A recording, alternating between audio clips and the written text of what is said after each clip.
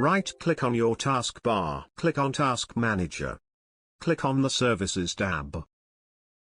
Scroll down until you find the service named Clip SVC. Right-click on it and click on Start. If this doesn't work, right-click on it again, click Open Services. Scroll down until you find the service named Client License Service aka Clip SVC. Right-click on it and click Start. If it gives you an error 128 saying that the module is not found, go into the link in the description, download the file, and run it.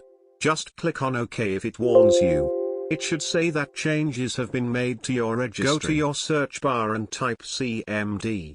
Click on Run as Administrator, click on Allow, type Net Start Clip SVC, hit Enter on your keyboard. The service should now be running and you can restart your device, and your Microsoft Store and Microsoft Store downloaded apps should be up and running again in no time. If any of these solutions work for you, I would very much appreciate if you like the video and subscribe and turn on the notification so you wouldn't miss any of my uploads. I hope you all have a great day and hopefully I'll see you soon on my next video.